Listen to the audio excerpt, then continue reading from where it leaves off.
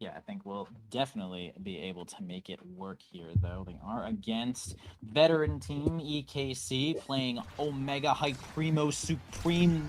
Like, I don't even know what else word. Like, these are the characters that you would say, yeah, just go ahead and pick the highest damage comp. I'll close my eyes, bro. And it's like, maybe it's missing X, but like, insane damage comp here for EKC. They're actually just trying not to play any ball. They're just trying to get the kills. And you can already see, boom, and no Oh. shot left there. EKC finding their first power play there. Soren getting super involved here with that big finish to make it nearly impossible to save that barrier down over to NXDD. Flowers loading up the self-barrier kill, but honestly, that's not going to matter. The first barrier is always cosmetic regardless. Black Hole is going to get involved. So involved that they're actually going to find two more kills. EKC, Obscure Bread saying, yo, I got to get in there. I got to get in there. Stop them from winning the ball, dude. I got to get in there. And now we're probably out of cooldowns, although this Oh my gosh. 2v3 is going so badly that Obscure Wow. Beds is actually just a goat. Yeah, Obscure Red's absolute clutch factor. We'll see, though, if the forward duo from the BOZO Bunch is able to lock this one out. Again, another win for Obscure Bregs against NX, but it's going to be a little hard now. Very few cooldowns for the side of BOZO Bunch. Ooh, Oh! slipping that one up there. Obscure Bread's not losing control, though, but getting really distracted from NXDD. Can't get the Bewitching Beam in time. And through all of that, through the true jungle of nuttiness, EKC does end up taking the first point, having like 4 kills already. Yeah, I think, funny fact, this is the composition that EKC can win with. Obviously, Katsuna not in on the Luna, but with Flowers on the Vice, it might as well just be, right? This is EKC, prime EKC, where they just look to kill you and not really play it too hard around to those goals and passing and all that complicated Omega Striker stuff. Soren's going to look to dunk on the BOZO Bunch right now, and so far, it's working with the assistance of his forwards. Yes, sir. Keeping a barrier up as well, trying to hold the line with that red ball. Flowers trying to deal some extra damage, and evade comes out there from Breads, who really doesn't have anything left. So if any pressure builds up on this era, it's going to be quite rough. Dropletto cannot find the X Maximus Strike Floor to get that barrier. Flowers down to nothing, but no X pressure to be able to get that kill just yet. Coming out here with that Firewall Sentry is not going to win out just yet either. Dropletto ends up healing up a bunch, having Vicious Van Brace, which I now see definitely a good awakening to have if you're against Team Omega kill you in the face. Flowers waiting as long as, not that long, as Obscure Breads ends up winning out here as well. Gramella gonna have to use this flip or lose it in there. Okay, he ends up spending it for the heck of nothing, but finds a kill regardless, and EKC is now at the mercy of BOZO Bunch until... Yeah, NXDD going to secure the kill on the no evade Aimi, but Dropletto, good strike and a good heads up bull rush. He's going to take a lot of damage for this, but he does prevent the core from going in. It actually just finds the goal from midfield, slow roller and overtime. All right, sure, Dropletto, go off. Dropletto, 35 head play there with the run into the explosion into actually just going to strike it in there. Knowing Soren had no cooldowns left and was definitely looking at a calculator. Okay, gets a kill there. EKC once again with another big power play. Grabs the first barrier with the big finish. Soren has a flip here. Could move up. Might not even need it. NXDD going to get a stun with a rush and get it in there quite easily. And I'd say no harm done except to direct with a BOZO Bunch.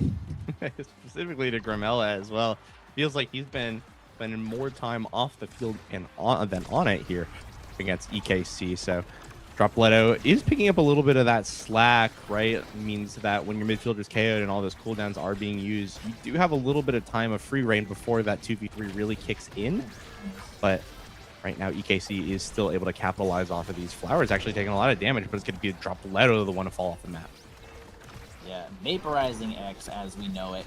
Gramella has a chance here with some possession to at least hold the line, get some extra energy and experience too. Now Dropletto is going to return to the board. Flowers, nice back pass here to Soren, get it down to NXDD. Pretty classic triangulation play there in the name of strikers. Gets the flip, finds the barrier. Obscure Breads can't get it in time. Soren also kind of whiffs there in time, but only losing one barrier on the board. Losing the second one finally here. Dropletto staying in. Flowers looking quite low. NXDD is going to hold on to that orb. Finally trying to get this Flowers off the board with the X Maximus. NXDD had all the control there, even with the rush probably scores, but not going to hold that flip for any reason. Executes and executes. Executes kills and then executes a play. Double execute times 2. Yeah, and speaking of executions here, I'm looking at Stinger on this Centaro Super Surge as well. There is so much damage on the board for the side of EKC should they choose to opt into it. Yeah, Centaro going to opt into the Super Surge. which means that even though Era picks up this peak performance, I'm very expecting the Stinger to go the way of whoever picks it. Actually, doesn't get picked up by Soren, which I'm a little bit surprised at. I'm wondering what the Finny wants to choose. Could end up opting in a quick strikes as a deny from the X, but that doesn't really feel like a deny because he's just going to be able to pick up the Rampage anyways. I think there are some drafting forces at play from EKC that I don't understand, but it does feel like that was a little bit of a draft blunder if, from my perspective. Unknown, but it's a we'll see situation as the kills are already being exchanged. Grimella just about at nothing. Might be the next power play on the board. That stack strikes are going to succeed, keeping that barrier against Dropletto, who's going to try to go for a combo bull rush, but stunned right out of the way with the misdirection, but nothing left to hold the line. Both barriers are going to go down. Dropletto's going to look quite low here, though, especially with this siphoning wand, not letting you regenerate an extra 2.5 seconds. Flower going in here with the supernova, gonna make things a little awkward. Everyone's kind of scrunching up and getting away from it, though. They do end up holding the barrier. Soren gonna give it right back to NXCD. Flower's gonna try to go in here with this power cord, but Dropletto does get in the way, something X is really quite good at, but health is going to be very valuable. A flip here from Soren is going to be enough to hold it, at least getting the resource out of the way. Not even NXCD can hold the line, and man, EKC is really holding it here. Yeah, good defense coming through, but it's only a matter of time, it feels like, before BOZO Bunch find their in. And yeah, there it is. Unfortunately, no pressure being mounted by EKC to actually find benefit from a good defense. So all you have is a wall. Eventually, a NASL team will be able to find the crack and go through. So that's exactly what happened. BOZO Bunch now going to be up a point here in the second set. And it's not a situation you want to be against the heavy scaler that is X. Yeah, but NXZD's entire health bar was yellow there. That was a rough spot, but nice X and Actimus to clean up the final barrier and clean up the kill there.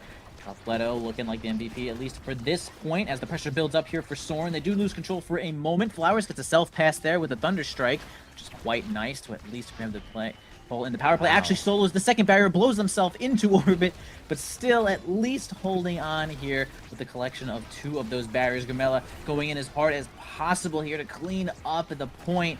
Flowers still hanging on. Soren gets it. Oh my god, closest bell ringer of all time, but not enough. Has the strike shot as well to keep it alive. And this point is really quite close here, though. We might be able to find a kill onto NXCD, who's completely shattered immediately. What? But actually, it's BOZO Bunch that gets it. Yeah, I think that was crazy. the bounce. Yeah, bounce off the Atlab that ended up taking it of all things. And I mean, you mentioned it earlier, right? It's a super scary start, a super scary compositions from both teams as well, and you have to be able to respect that. You can't afford to just exclusively look at the core because these are both compositions that could blow you up in a matter of milliseconds. So I think it makes sense. Sometimes we'll see some points like that with all the shenanigans going on. It's going to be up to players to really just find solace in the damage wasteland. Yeah, it is like kind of nasty. Nice strike war stack there with Dropletto. Is going to grab the final barrier. I feel like normally when you have kill comps and such, you don't super need someone like even Finny as your like as another damage goalie. Like two players, two good damage characters usually can clean up the board. But and that's kind of what we're seeing from BOZO Bunch, right? Like Amy, oh yeah, big finish. This is going to be a big disaster. Soren not making it work here. Somehow finds a 3-0 in this set through whatever I was watching. 3-0 for BOZO Bunch. Nice work. Yeah, I was just going to say that the side of BOZO Bunch kind of feels like they have, like, Amy's great at dealing damage, and so is X, and then Ira not so much unless she lands the Maelstrom on people, but they can still find kills with two good kill characters.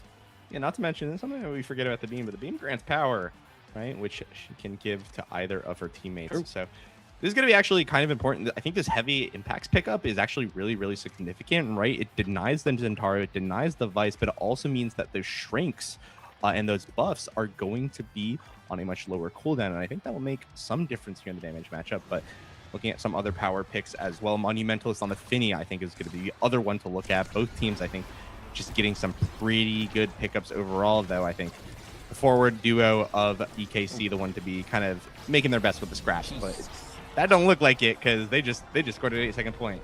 Oh man, yeah. There's nothing I hate more than playing goalie and having Vice, just the opposing Vice, just charge up the stupid supernova. And even if she doesn't blow my head off, it's like you can't. What am I gonna do? What's the right play? Die instantly or lose instantly? You know, it's crazy sometimes. But that's kind of the distraction that you could expect here from the Supernova, especially having Castellas too, which is an interesting one. Well, right off the board, NXDD, no health pool here for this Centauro, only a lot more damage.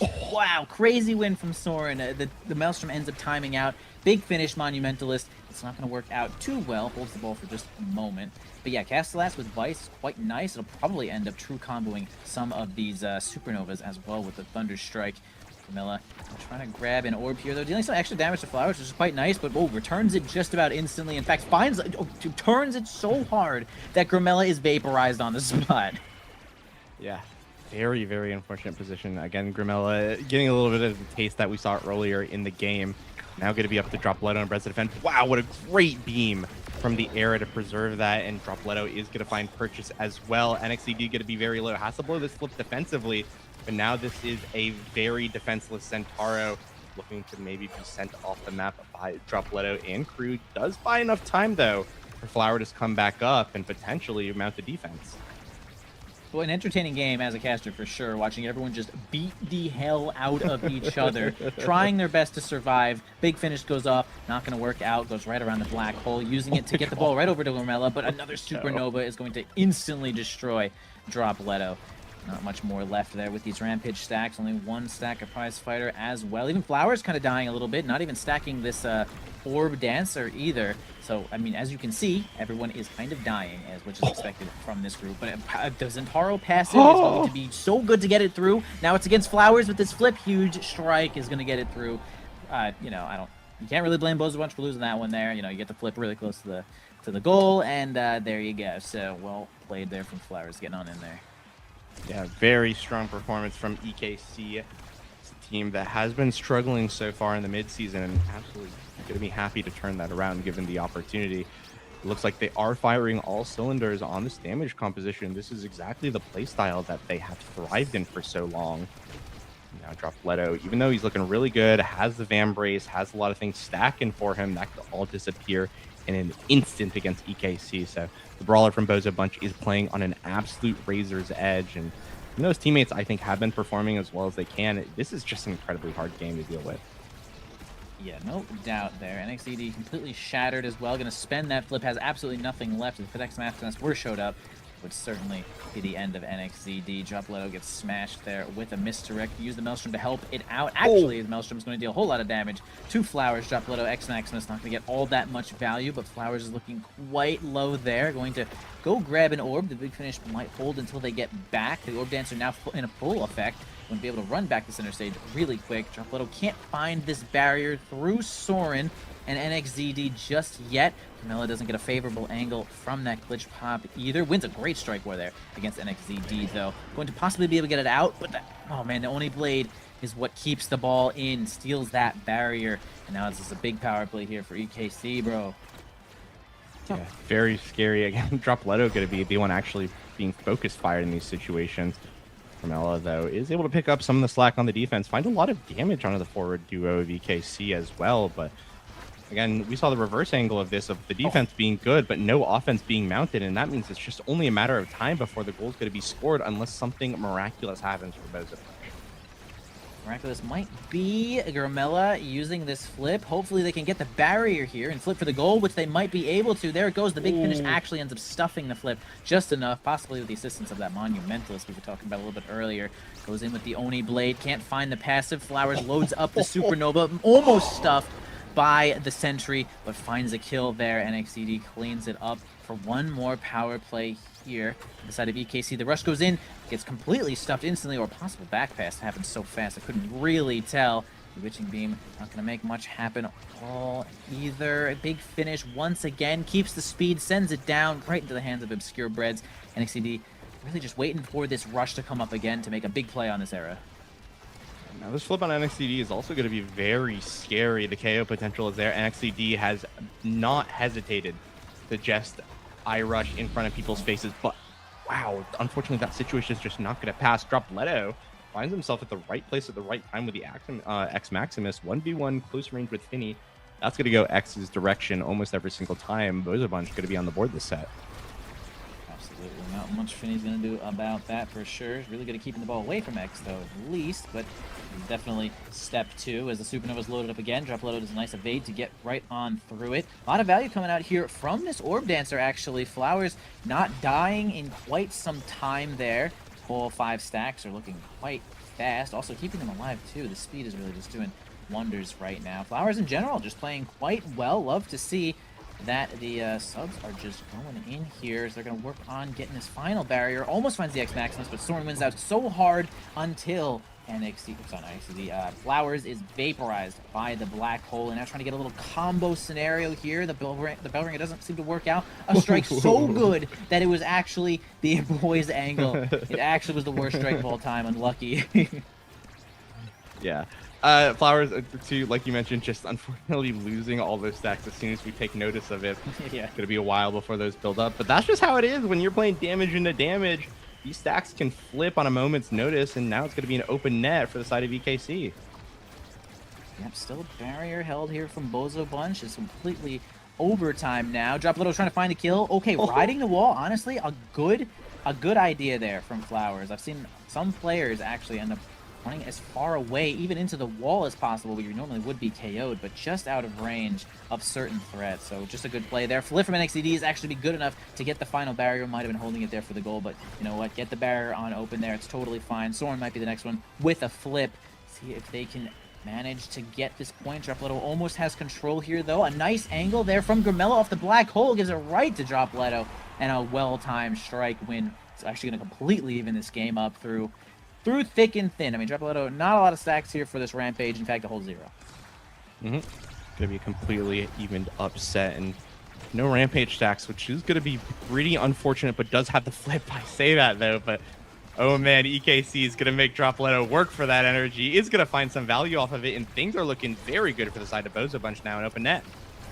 All of a sudden, the X Maximus Vambrace gets the health up and actually gets the Maelstrom kill. Soren, oh my god, crazy patience there from Soren. Is going to hold that flip. NXCD holding enough possession there. Okay, stunning Drop Leto out of the way too. Going to go for a combo. Wow, flip just in range for Soren. Third player returning here. Flowers back to play. NXCD finds a kill for EKC. Obscure Breads down to Drop Leto, but not much cooldown, not much mobility here from this X. Possibly the worst player. Not the player, but the worst character maybe to have on your team in this 2v1 with no mobility. A flip there from Obscure Breads right over, and nothing left to get even out of the big finish, and looking at just about no health, but the Vambrace will heal them up. Yeah, wow. The X Maximus and the Imi turret going to be defended against. This is going to be big now. A 2v3 power play for the side of EKC. They really want this set here. They really do want this set. It's going to be pretty important. I mean, first one to get this second set, first one to get these awakenings. I mean, we can see how deadly these awakenings are going to be as the barrier does finally go down once again. Power play for EKC. The multiple strikes are going to keep it up. Flowers looking kind of low. Black hole spawns. Open goal, center stage. NXCD gets the strike in, and that will be EKC getting the next round of awakenings here with the Super Supremo Mega Damage Orino Compo-Reno. I mean, it's too much. It's too much damage, guys. It is too much damage, and it's only going to get worse. Tempo swing, bulk up, explosive entrance, all on the field. Zentaro does have super surge, probably not going to pick it up, so the bulk up is going to go the way of Zentaro. And with, I think, that tempo swing, explosive entrance obviously going to the Vice, but the important thing to mention is that big damage pickups are coming through for EKC. It's only going to get worse for the side of Bozo Bunch, unfortunately. And even though the X was actually able to get a pity tempo swing, which is a pretty damn good pity awakening, it's still going to be an uphill battle for the side of Bozo Bunch. They're going to be, I think, on the downswing against a lot of this damage that is now just getting more and more consistent, more and more frequent, right? With the stacks now on the Finny with inner focus. So unless they find some early wins here, I think it's going to be a gravely hard set for the Bozo Bunch to come back. True, but while we say that, both of those barriers are going to go down. The Power Chord Lightning does not do any favors here for Flowers and EKC. Drop Leto staying in as far as possible, as long as possible. Getting a little extra healing from this Tempo Swing. Honestly, I will say, at last pick here, getting Tempo Swing, that's pretty damn good if you are at the X in this situation. Like, that is a pretty great awakening to just be left with at the end.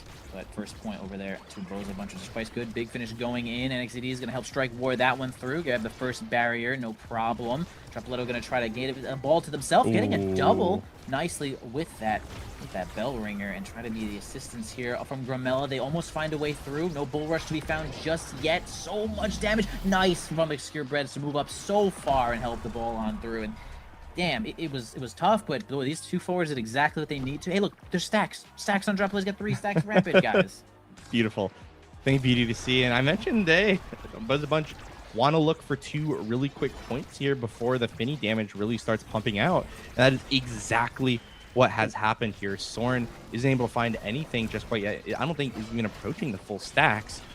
So NXCD and Flowers have a little bit of time to make things happen. They've been finding KOs on a Gramella. If they find one and Dropletto, it'll be absolutely disastrous for BOZO Bunch. But they are in a prime position. It all just hangs on a razor's edge. Yep, trying to get the bull rush through Soren there, but can't seem to find the ball in the same attack. Tries to use the triple take to get it on through. Oh, unfavorable there from the big finish. He's going to give the ball directly to Obscure Breads. Double flip there from Flowers and NXCD, though. A lot of damage pressure. It's going to force Flowers to get rid of one of those huge resources there. Now it's maybe their idea to get it off NXCD. It's going to be super threat right now. The Maelstrom almost actually makes it work, giving the ball on over to Gramella and Dropletto. 1 point found just yet. Flowers going in with not many cooldowns there. A nice... Okay, the strike shot would have been fine. NXCD, helping with the defense. They do end up keeping it alive, so nothing more to say there other than 1-2 punch overtime from this humongous Amy. I mean, that was alarming. We had not really seen the 1-2 punch do its job yet. Ouch. I think a rough point right there. Hate to see the unfortunate own goal, but that does leave a BOZO Bunch in a pretty good spot here. Extra special Timeless Creator on the floor for Imi, or the Deadeye even. No, actually ends up picking the extra special, which does mean that this Deadeye could potentially fall to the Finny, but we are still looking at set 5x nonetheless. Let's take a look at the build that Dropletto has gotten for himself. Rampage, Prize Fighter, Specialized Training, Reptile Remedy, and Tempo Swing. Those are all very, very good tools to have. And while not necessarily like a synergy Exodia, we're not looking at sparks here or anything, I think Dropletto is still X. He's still a stat stick, and he still has that snowball potential. So in my opinion, this X has all the tools that he needs to be a very strong force in the last set. But we are looking at Monumentalist Timeless Finny. We are looking at Flowers, who has gotten a lot of time to scale the damage as well. Even though NXCD, really the bulk up the 1-2, the Super Surge to his name, right? Synergistic damage. All going to come together here. So every team about as strong as they can be coming into this finals draft. It's just a question of who can execute on it better.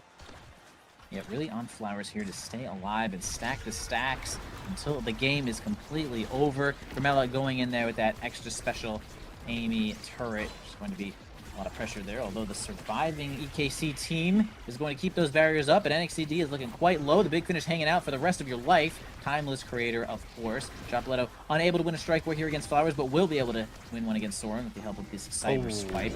Now gets both barriers there, finds a kill of their own, punching as hard as physically possible. X doing his job, has maybe the this is it. This is the Exodia, like you said, of Awakenings, man. These 5 Awakenings together make the best X you've ever seen. Yeah, and by the way, Dropletto got that score off of timing the ult reset from his ultimate coming down. And it looks like Dropletto has died. He's unfortunately not going to be here. Unfortunately, the play has started, so EKC well within their reason to end the point out. Dropletto, though, has come back, but unfortunately, he's actually going to have to spend a little bit more time away from the keyboard. Very unfortunate death there from Dropletto.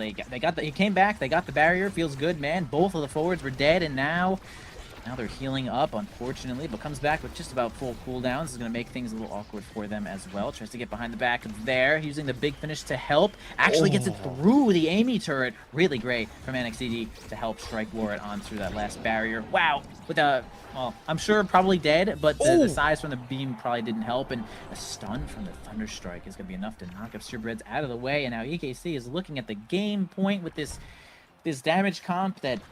Honestly, BOZO Bunch is doing a really good job of simply surviving. Yeah.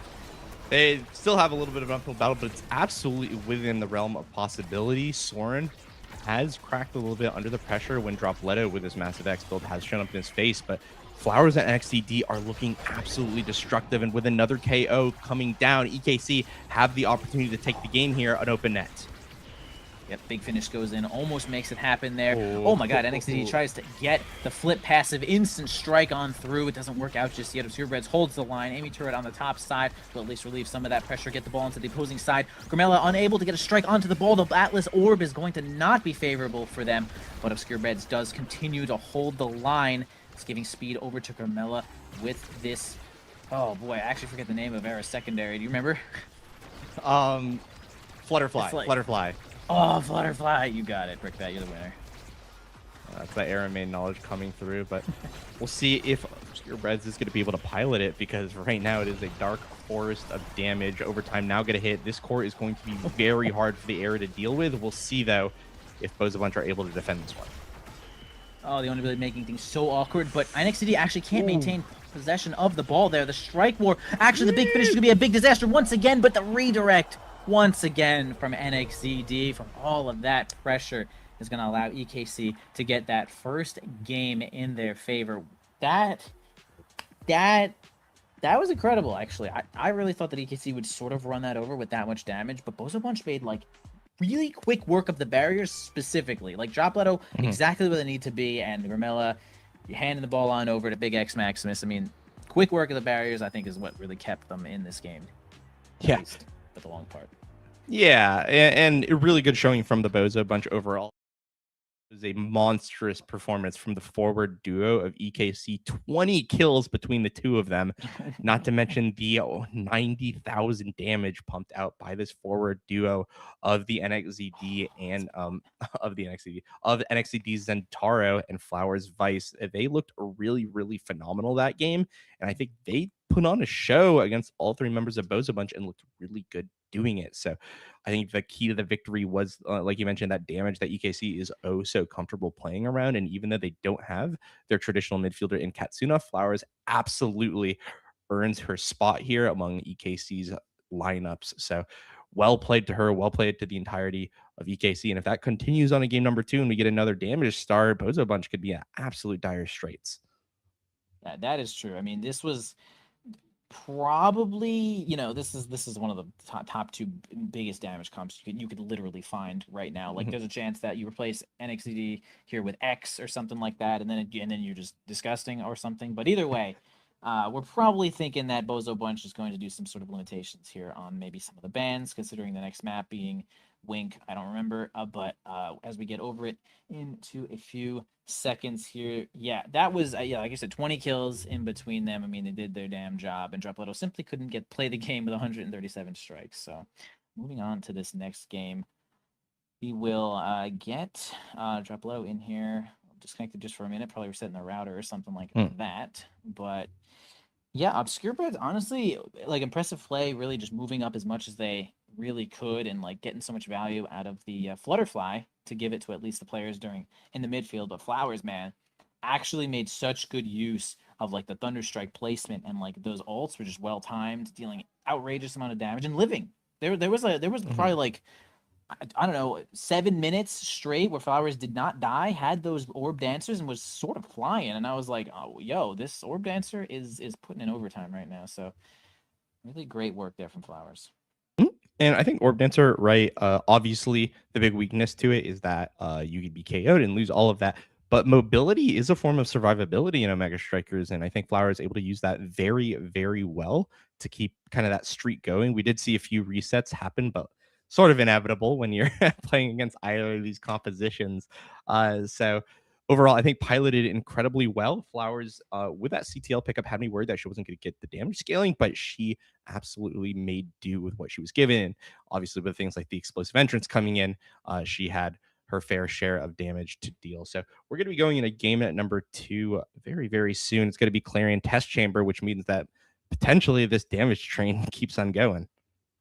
Yeah, and some other characters that are not really less seen, but perhaps more useful on this map, or useful, use the term lightly. Like Juliet. Juliet's a really good pick here for this map. We have lots of side lanes. I think 3 of the 5 variations really involve side lanes, allowing Juliet to threaten a lot of close space with any kind of dash punch situation. Of course, any other character with a dash punch does get the same benefit. So we'll probably be seeing something like that. I wouldn't be too surprised to see NXZD picking Juliet here, though, if allowed.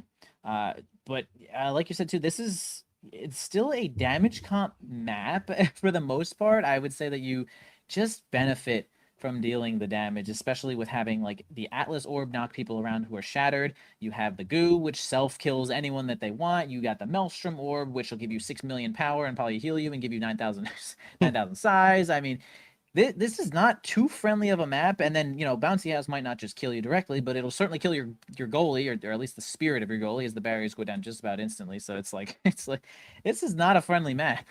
Yeah, I mean, hey, even with the bounce house, get hit at the right angle, and it does kill you instantly. Does We've kill you seen, straight back. yeah, in a lot of those situations. So a lot of kill you instantly things going on here, and I mean that does play to EKC's favor. So we'll see if that does come up. I think the draft's going to be starting pretty soon, if not already.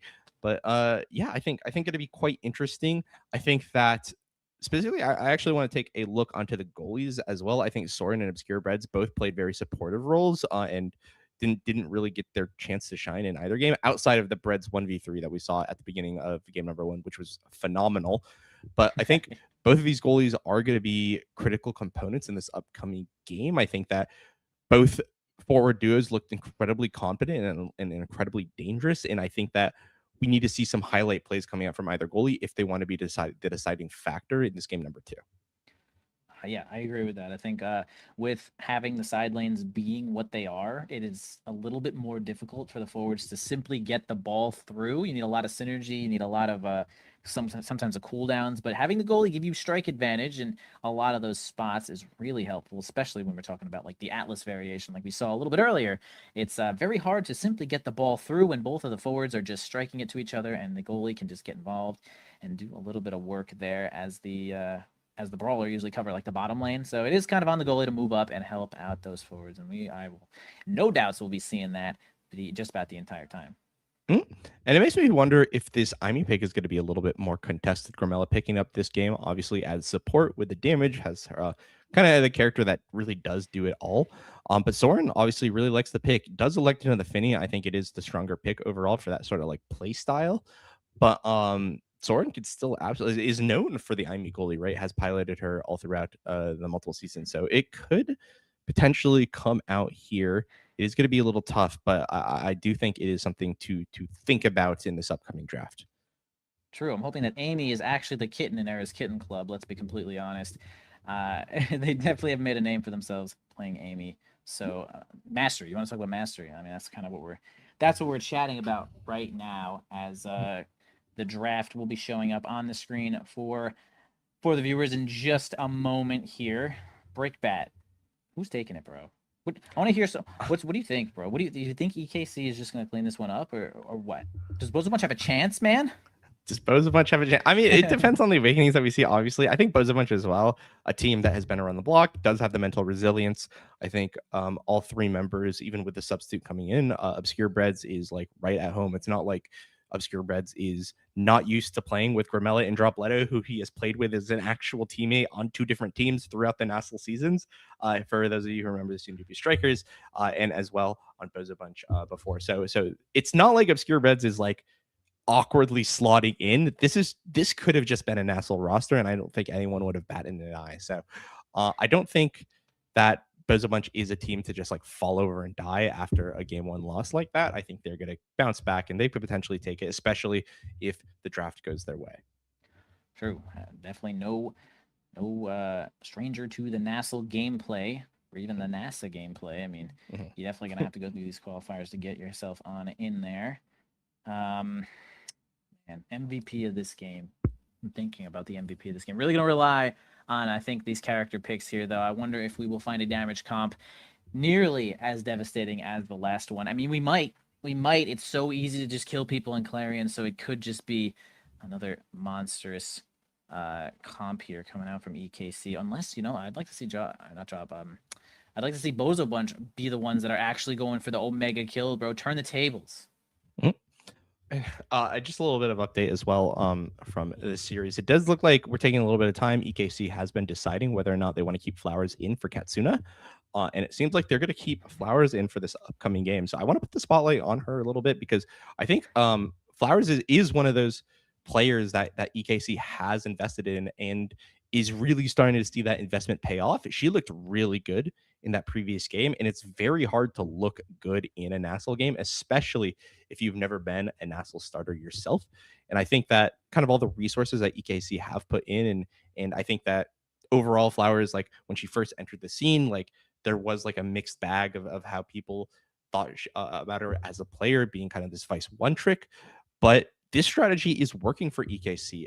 It plays to their strengths, and I think it was a very solid investment to pick her up as like that backup midfielder. And in this situation, right, picking her in, keeping her in over Katsuna in this situation, if she's playing well, is I think a good decision. You have to respect the Flowers vice, or else she could potentially take over the game, just like she did with alongside NXAD in that previous game. So I think just wanted to shout out EKC. They've done it with Cardbox before, they've done it with Flowers again. They seem to have something going on there with being able to raise their midfielders. Yeah, no doubt. I mean, being able to just step into your NASL game and the thing is, it's interesting with the damage comps, right?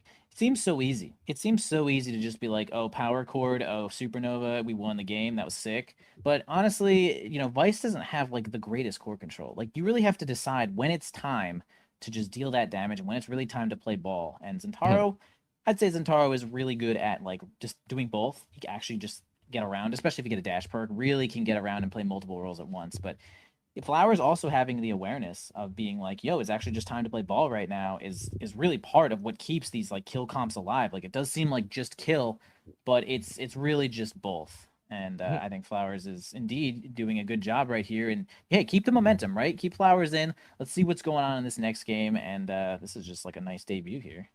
Yeah, and we're finally able to take a look at the starting awakenings. It's going to be Rampage Aerials, which is not the damage start that EKC wants. This is going to be added mobility from the Aerials, which means like Gramella's picks like the Estelle could be pretty deadly. Rampage as well obviously benefits Dropletto, who loves to play the traditional brawlers of the Juliet and the X, which benefit immensely from the size granted by Rampage. It is a 2-barrier map, so the Rampage does start ramp up pretty well. So I think overall going to be a very good pick for Dropletto. I think Dropletto's strengths can be exemplified in the upcoming draft. Yeah, we go in here with a Juno ban to start it on out here, though. BKC not trying to deal with Gramella playing any of that Juno action or even have a goalie for that matter. Sending out Dubu as another ban as well. We're not looking for any of the lockdown goalies here, except for maybe possibly say Atlas, but regardless, that's going to be the Bozo Bunch ban. I could probably see I'd probably see Obscure Breads pick like something like a lockdown goalie before Soren, but maybe I don't know anything about the game. The first pick here from EKC is indeed going to be the Estelle that you have mentioned. Great mobility and synergizes so well with aerials. Definitely one of her best perks. And this is an Estelle that we've seen played. Like the Joker obviously kind of piloted her in the brawler position. I don't know if NXED really does the same, but that is always still a possibility to be brought out. We could also see Flowers on it. Obviously not her signature vice, and not to mention she can play goalie as well, though we haven't really seen her in that position, in a position of dominance in that position, so to speak, in quite some while. It does look like, yeah, Dropletto going to pick that X, just going to reprise his role, especially with this Rampage start. It's going to be incredibly strong, I think, throughout the game. And this time as well, the era is going to be backing him up from either position. We'll see what Bozo Bunch does lock in last, but we'll turn the attention over to EKC's drafts.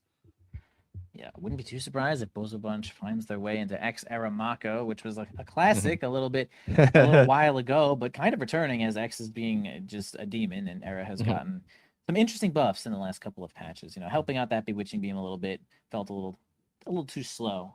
Now finding Amy on the side of EKC here, though, possibly a Soren angle, legit Soren angle. Yeah, I didn't mean that, but last pick here. What is NXZD looking for? Could pick that Juliet, could pick that Asher. Going to actually end up sticking with the Zentaro. Just slightly less, less good at keeping the ball in honestly, with the slice and dice and the ult, probably just as good as keeping the ball in these like side lanes and staying safe too, and having some good range. So, I don't hate Zentaro basically anywhere. And finally, with Bozo Bunch finding Now as their last pick. So interesting. X era Now. It's really good support on this X. I think that's the name of the game here, though. Is Yeah. give X the ball, give X the energy, help X, help him.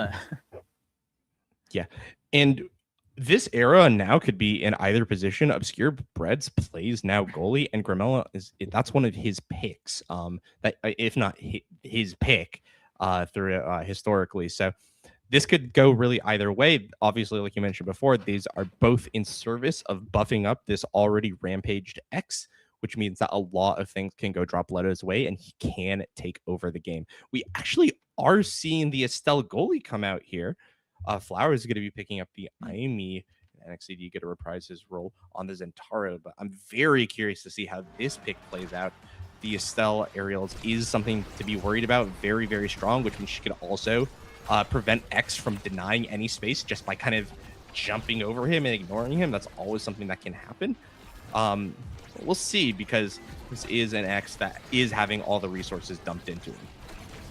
Yeah, I do want to say, kind of big shoes here for Flowers to fill. Now we know Flowers being mostly like a Vice main and everything like that, but it's a it's a different game when you're playing your quote-unquote secondary, at least not your straight main, in this NASL game that everyone has let you play in. You're playing nice, keep that momentum. So it's like, keep your eyes on this Amy to see what they can do. All barriers down, Bouncy House doing bouncy things, and so is NXZD as they grab that first point right on through. Almost found a kill on to this now, onto Gramella there, but not quick enough as we move on to Goo Land. And this is a team, obviously the X can scale really, really hard. The Era and Now also have the things that they could benefit a lot from. But I'm actually really worried about EKC scaling, because all members of the draft can benefit from things like heavy impacts, like even things like the tempo swing or the Aimi turret, right? There's a lot of damage awakenings in the game that can make Dropletta's life really hard, especially because if you knock out this X, the game plan for Bozo Bunch is a lot less clear. So if Dropletta is able to be denied, especially in these later sets, that scaling can be nullified from the X. And we even saw a little bit of that last game, right? We saw the set 5 X with all the tools that he needed to really take over the game, and it wasn't enough to lock it out against EKC. So I'm wondering if we're going to see a repeat of what happened in game number 1 here.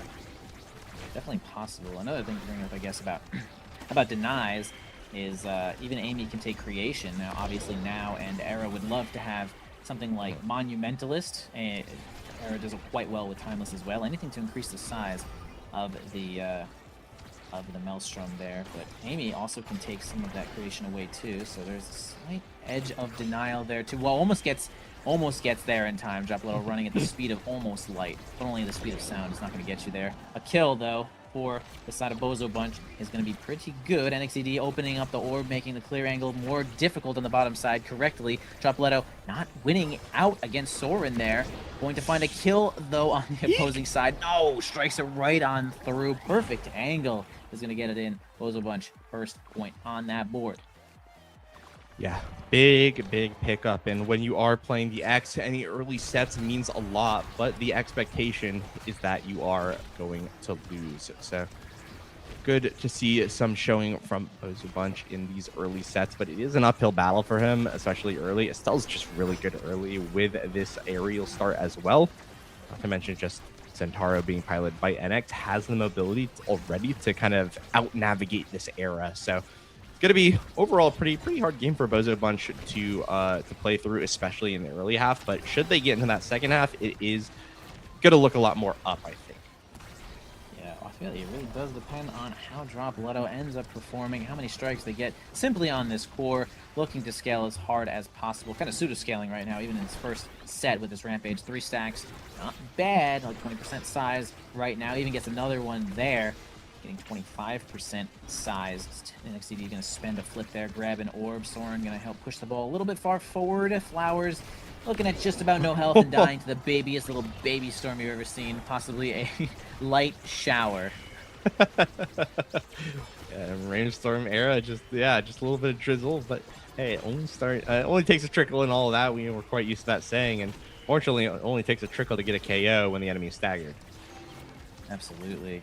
BOZO trying to get it on through. Gramella winning a strike war here against Flowers. Really close spot. Flowers does find, and out there almost gets the rush interception, but not fast enough. Dropletto now has almost all the rain here, though. Goes for the X Maximus. Soren and Flowers do keep the ball away from Dropletto, who ends up stealing the orb from Soren. Now Obscure Breads is going to be able to try to defend this one. Soren also holding the line here with no resources left. A combo almost makes it through. Ball hitting the wall just a little bit too hard. Obscure Breads gets it through the eye, or gets it through the Oni blade. NXDD working on a flip, and that's probably going to be the way they score this. Yeah, flip's going to be exchanged now, which means that Dropletto one more opportunity maybe to score, but the core is actually not making it over to him, which is a very scary situation. Gramella being a little bit out midfielded here, and Soren a really good attempt, winning a very hard strike war, but the angle's just not there. Dropletto able to pick it up and send it right into the net. Oh man, X has not died yet. Dropletto keeping themselves on the board, possibly with this vicious fan brace, finding 5 stacks of Rampage now. Just gonna step all over this Estelle. Most likely gonna be easy strike wars for Dropletto. Spends the X Maximus, but can't get close enough to the ball. Slow rolling its way down the board. Soren trying to get it to Flowers, who's been completely eaten by this Maelstrom. Blasted on off the board from Dropletto. Throw there for the BOZO bunch could result in a couple of barriers here. Dropletto 6 stacks of Rampage now. Is kind of becoming a demon, but the ball is not really making its way on over. Estelle is pretty good at shooting right through X, considering the move is called Piercing Shot. So I'd say that that is one of the better ways to keep the ball away from this X. And now we have a triple goalie situation to try to defend this barrier and get it out. Doesn't work. Yeah, gonna be an open net, which is a really good situation for BOZO bunch to be in. Again, if X gets this early train running on the scaling, it actually can be quite advantageous to BOZO bunch, and how much are going to be supported. And the Maelstrom is perfect. Obscure Reds locks that one in. Arrow's going to be taking the goal, but the set as a whole going to BOZO bunch. Unfortunately, no X MVP, but we'll see where he actually ends up on the Awakening list. Ooh, a little bit too far down for my taste, especially in this draft, actually. What is there for the X to pick up? The Built Different, the Super Surge, the Inner Focus? Hear me out. Inner Focus X, right? They are going to take Built Different 100%, right? Like easy Built Different. Okay, he's going to take Built Different. It's basically what we're going to see. Oh, I should have just stuck to it. I would have lost so much money. I would have lost so much money. I bet. I was so dumb. I'm dumb. I've messed it up. Oh, I can't believe it. I knew. We all knew. I knew. We all knew. We all knew I was going to switch too. This game stinks. This game's ass. Which I think is actually, there is like a lot of merit to this. So many stacks are going the way of Dropletto, and Dropletto needs all the stats and help that he could get. I think he needs as much value out of his Awakenings as they let him have. And I think stacking Awakenings just do give you that, right? When they're fully stacked, they're an Awakening, 1.2 Awakenings essentially. And that is exactly what you want in the X, especially because it's going to be up to you to score the game. Gramella is in a very good spot right now. A Haste Awakening on the now on top of Monumentalist is pretty much as strong as she's going to get. But when that damage ramps up, which it hasn't so far, Dropletto really has to come together in order to really send it home, which they're in a very good spot for that, but it still is a little bit of a question mark to see if they'll be able to pull it off. Okay, Soren's sort of ascending humanity right now, winning every interaction humanly possible against the largest X of all time. X does find a kill there, trying to deal a little bit of damage to NXDD as well. Dropletto looking really scary right now, but Soren, honestly, I feel like Soren is just sitting in his chair like, bro, honestly, this X really just ain't nothing right now. Can't intercept the pass there, but Obscure Reds almost got a flip here, having not too much trouble getting it out, but a flip from NXDD is going to finally take the last barrier. Can't kill her down, of course. We have the drone right in the front. Perfect angle from Soren, almost rewarded immediately with a point. NXDD maybe waiting for a couple of more cooldowns to get it on through. Ooh, okay, doesn't win the strike war against the Slice and Dice. Basically, just about impossible. As Gramella's going to try to force it on in here with this drone. Almost finds it, but actually teleports out of the way of the Maelstrom, which is understandable because that is that's a true force. I said force of nature a bunch of times. That is a force of nature. Yeah, and I even forgot to mention this, but I was wondering why the tornado was so oppressive and able to actually put that pressure. The aerials extends the NATO path so that the Era can actually send it from her home net and have it go all the way to the enemy goalie's net. And that was the value. I didn't even think about that, but that was what Breads was doing in order to get the maximum value out of these Maelstroms. So obviously the haste is like the reason you pick it up, aerials on Era, but that little extra thing is not something played around a lot, and I think really good knowledge of the character from Obscure Breads to show how to pilot that awakening, so to speak. Yeah, making that range work quite well, especially talk about range. Dropletto, again, just so big, even with just X Maximus. I don't know how much size it gives you, but like it's enough to make a huge difference here. 3 stacks of Rampage now, and trying to get this ball on out of there, though. Spends the flip, gonna grab the barrier. Still holding possession here. Obscure Bread's gonna move up, giving everyone speed, and the ball gets right on through Soren on the bottom side. Damn, Dropletto gifted that credit as well. So really good for the Bozo bunch right now. Sort of looking unstoppable with this comp here, and we know, I don't even have to say it, X, it will only get more and more deadly. Yeah, it is looking up and up for the Bozo bunch, especially if this is a quick set for them. It means that they'll be able to hopefully get a Dropletto MVP coming into a draft that did not have a lot of damage awakenings taken away from it. So this could potentially be a pivotal draft coming up for the Bozo bunch should the pieces fall in the right place. That being said, even if they don't get something crazy, it's still time for Gramella and Dropletto to scale, and Gramella already has such a nuclear build that I just can't imagine getting it being better. And all that being said, that loss is never to happen. Dropletto is the thing to sink it in, and things are looking real bad for EKC right now. Obscure Breads just got the scope on here with this Maelstrom, finding flowers once again, getting them right on off the map. It's going to be Dropletto. Hey, second pick there. Not too bad for your X. It'll be first pick here, Gramella. Yeah, like you said, nuclear build. Honestly, Aerials and Monumental is so good for now forward. I mean, man, do you have agency over a lot. You're speeding up that X so much. Things are going pretty well. Heavy impact, extra cooldowns too, and X even more cooldown for this Maximus, which we're seeing a lot of value gained, a lot of damage being exchanged. I mean, Cast Last Era, I mean, wow, all of Bozo Bunch is really happy with their awakenings to do exactly what they need. Not too bad here for EKC, though. Hopefully this Glass Cannon gets some value, as Flowers is just in the schmixerizer the entire game. Yeah, Gramella actually going to be the one to go off. I want to also call attention to that CTL in the way that it is synergizing with Primetime. This means that Obscure Breads has the ability to beam someone and take them out of the game for a significant chunk of a play, which I think makes NXCD's life a lot harder. Zendaro doesn't care about the size too much, but it's still Era beam. You're still going to be slower. You're still going to be weaker. You're still going to have less autonomy over your ability to score, and I think that's something to be really worrisome if you are a fan of EKC. So overall, incredibly good draft for the Bozo bunch, but whatever draft goes well, it seems like the other team does fantastically, because right now it is a power play for the side of EKC and a goal as well for Soren. Yeah, nice. Almost getting active there. Soren moving up, getting those piercing shots. I think CD gets the credit for that kill. And even with CTL, like you're saying, man, when Era Bewitching beams you and the core, it's like double the effect. You're double the amount of distance away from the core, because it's also small and you're slow. So it's like triple. You're never getting this core ever again, especially with this Primetime Cast Labs. It's just gonna keep that up against NXCD, who's not really gonna be able to push in as often as they want. Really might be on Soren to get extra involved, maybe when Obscure Breads is maybe down on some of these bewitching beams. But Dropletto taking perfect advantage of getting that second barrier. Okay, Soren flipping before Dropletto has the chance to do it. We get the Oni Blade, we get another Maelstrom, flips right on through it. NXCD doing everything that they can to score, but the cooldowns are not.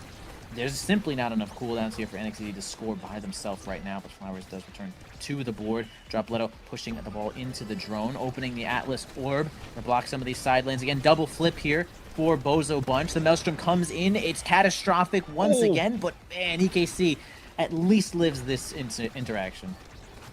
Yeah, Dropletto there, able to clean it out, wins the strike war. I mean, look at the size difference between the X and Zendaro. He's got the easiest strike wars in the world to send the core right into the net. And even though NXAD has been playing very well all game, it's just an awakening difference going on right now between these two brawlers, and that's what led to the goal. Gramella having a little bit of a hard time against the damage that is starting to ramp up on EKC, but they actually have to win a set for this damage to really matter. And so far, Bozo Bunch are the ones controlling the pace of the game.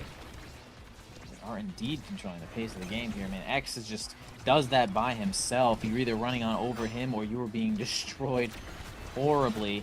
It's going to receive the Bewitching Beam buff. Dropletto getting even larger and even stronger than before. Carmella can't find an advantage there with proximity drone, but give the ball over to the X. Nice strike shot there from Soren. Actually, that strike shot ends up resulting in the loss of the barrier for BOZO Bunch. I'd say for the most part, Soren is pretty locked in into this game right now. Nice angle to keep the ball on away. The Maelstrom is not going to find its mark just yet. NXCD gets a little bit of speed there from that Orb Dancer. A flip from Breads might not have been 100% necessary, but at least that angle was good enough to spend the resource. NXCD rewarded for their efforts there. Flowers almost dying there, though, but spends the ult, or the flip there, from Dropletto and stays alive. So it's now kind of up to Grimella to help get these final 2 barriers. Maybe a double here with this flip.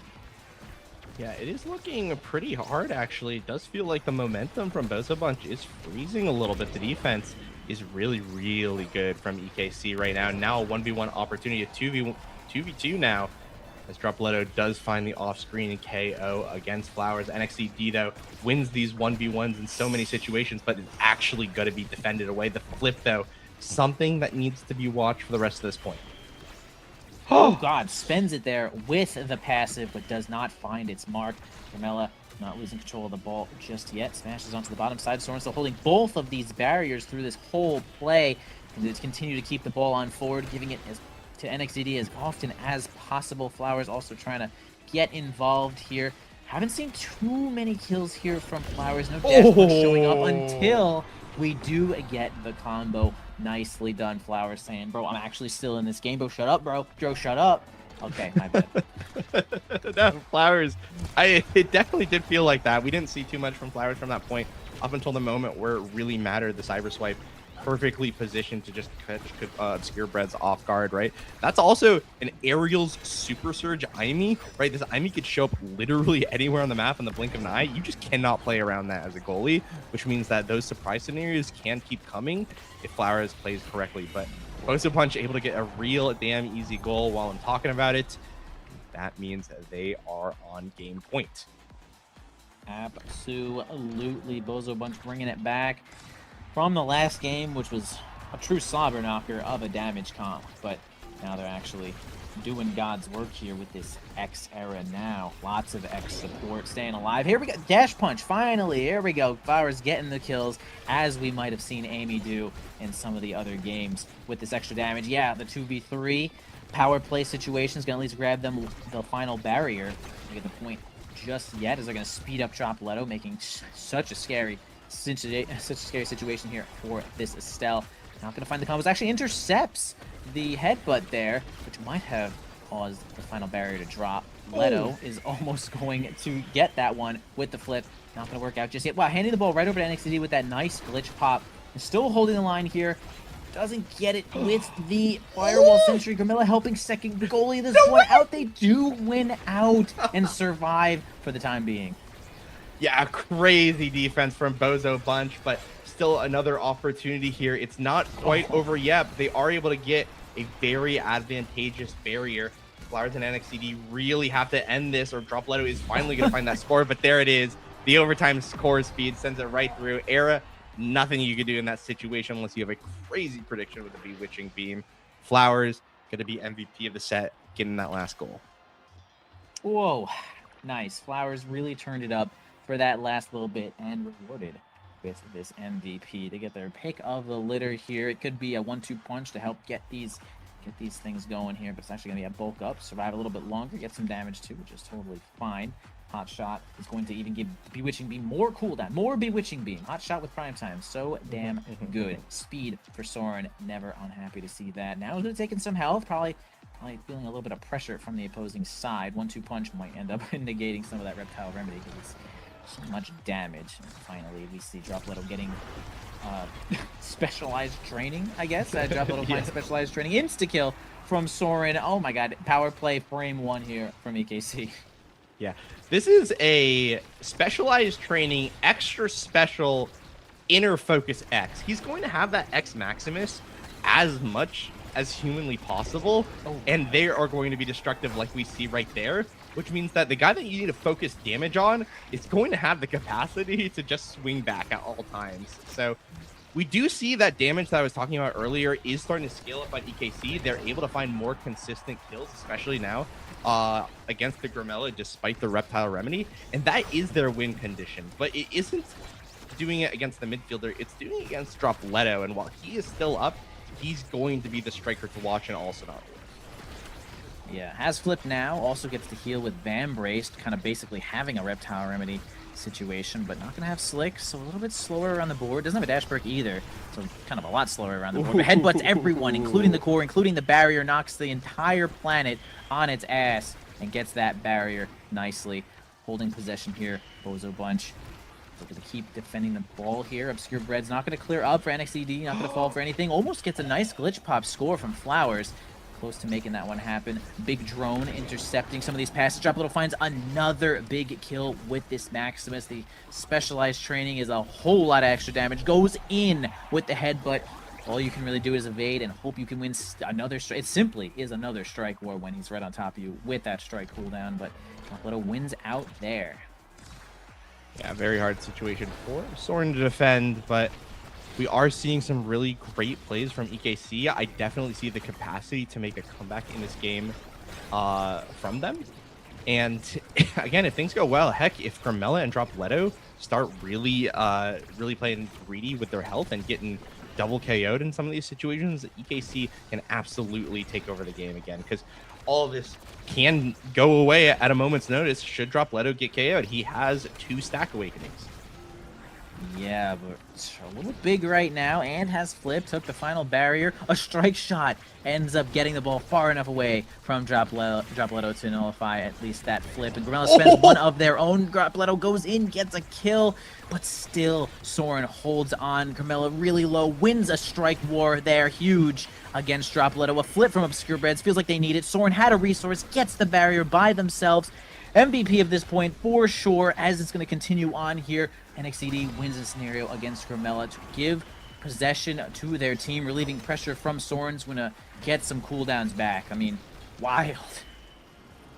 Yeah, this is going to be very scary. And God. Okay, sure. It feels so bad. The red core X Maximus is what just catches Soren off guard. I don't. It's been a while since I've seen X Maximus used like that, just to get the red core in overtime to catch the enemy goalie off guard.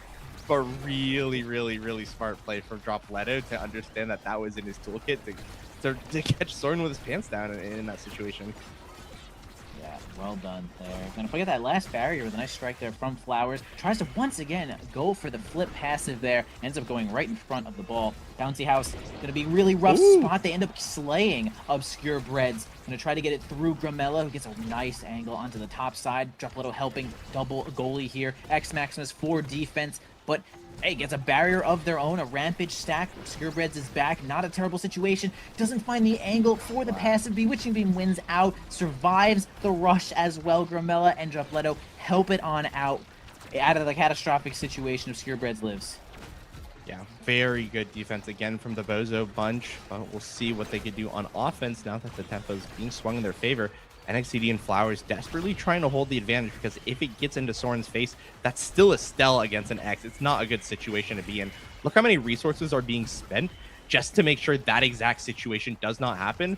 Dropletto cannot find this core, and luckily it doesn't happen. Flowers finally able to get that point in. Great glitch pop there from Flowers. That point was messed up. That point was kind of insane. Both goalies playing out of their brain hole, and these forwards helping out exactly when they need to. So well done. The next point is going to go on through here, though. EKC taking the first barrier, sends out the turret to at least help it on through. Okay, unfortunately, Soren had to jump out of the way there. More, so they had to jump out of the way, but did jump out of the way, losing both barriers in return. Grimella winning an interaction against Flowers, being able to get the ball closer and closer to Dropletto. Obscure Breads setting up the Maelstrom, letting it go a little bit early, not going to go for any of the hit stun there. Soren once again winning a situation against Dropletto to keep the point up. The passive doesn't go through. The Oni Blade doesn't find it. Dropletto against Soren once again moves forward, moves up actually, to win another interaction here against Dropletto. Flowers can't find control of the ball. Purebreds once again going to set up a tiny little maelstrom to at least push the ball forward. And Leto has another chance here against Soren, but can't find it, and the barrier, or the point, will hold. Oh, yeah, now NXTD, an opportunity to clutch it up, has the assistance from the IME Sentry, but it's not going to be enough. Carmella now using the flip defensively as we enter overtime. Flower's going to be KO'd. This is looking bad for EKC. Yep, rough spot. Atlas Orb is open, making things so rough. But Soren jumping in front of Leto is indeed the right play. Ooh, mix up there with the drone. Not going to hit the Atlas Orb, though. Quite Bewitching Beam is going to make things a little awkward for NXTD. Gonna whiff on that one. Bouncer for Mella once again. Atlas Orb is about to be up. Leto doesn't find a kill, doesn't find the ball. Soren wins out again, walking in front of Leto for the 15th time, winning out once more. How many times could it happen? Misses the headbutt, unfortunately. Now Flowers has a chance to grab the ball here. Open Atlas Orb, makes side lanes. Maelstrom comes in. NXTD cannot mess with that. Leto now has complete control of the orb. Grimella can help onto the top side. Atlas Orb not working out for EKC, and another successful clear from EKC. No way, man. Soren is just defending one thing after another, but it's just so difficult. And yet it's still happening point after point. Soren is playing the point of his career right now. They are continuing to fight this one through another situation. Leto actually strikes early, which would win against the beam there, but doesn't find possession. Could shoot the ball on over to Flowers, almost getting it through. Obscurebreds has a flip, gonna hold the line, gonna have to spend it now. Yeah, NXTD with a great angle. Oh my god. Soren winning again against Leto, but now the 45th X Maximus gets it on through. Bozo Bunch, who had control the entire time, Wink, actually ends out this game, bringing it to a 1-1 series. Dude, I mean, Soren did not win that point, but that might have been the best point of his career. Like unironically, like that might have been the best lockdown I've ever seen from any Estella goalie ever. And it's not even close. That point was insane. Like, I mean, Leto was in the crib, bro. He was a little baby. And Soren, the proud new father, was just jingling the keychain in front of him the entire time. Like that was crazy. Bozo Bunch won in the end. They take that game. They take us to a game 3, but you got to feel good as Soren coming out of that one. That looked great.